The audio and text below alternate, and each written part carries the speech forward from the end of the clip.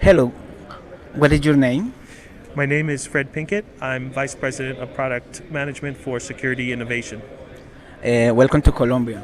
Thank you. It's been great being here. Uh, what is your recommendation about, in general, for the developers application? What developer application?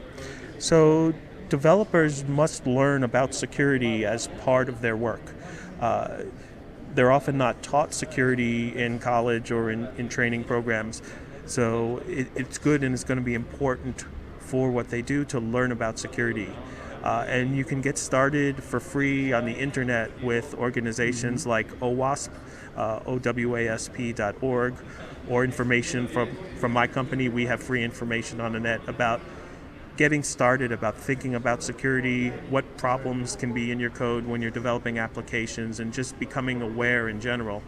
And then once you're aware, working inside your company to help make other people aware so that all of the developers you work with will also write secure code. What about what do you think about open source? The open source is good for security. So that's almost a religious discussion among people. There's some people who say it's bad because there could be bugs planted in there, and there are other people who say it's good because it's open and everybody can see it. And the answer is it's mixed. We found vulnerabilities in open source code, and we found vulnerabilities in proprietary code. In proprietary code, you know who wrote it, you know what the issue is, you know what the testing process is, but in open source, you can see it, and everybody can see it, and everybody can look.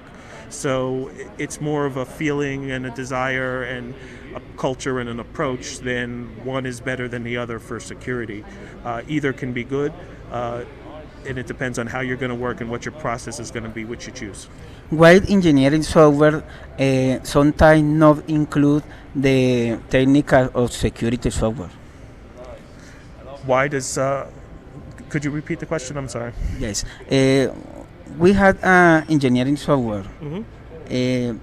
Why this that no include the technical for safe software? Okay.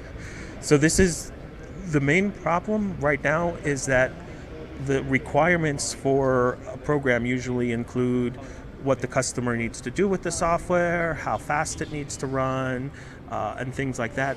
But when the question is asked as to what software we're going to build and the requirements are set as to the functions, security is not included at the start.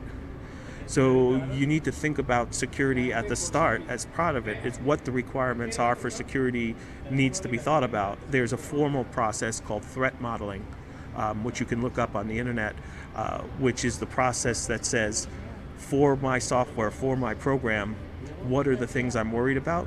What could happen to it, and how could that happen? And when you think about that at the beginning, you can build into your security what are the protections we need to have. And that's a process that needs to be built in that most people do not do today. Thanks very much. Thank you very much. This was fun.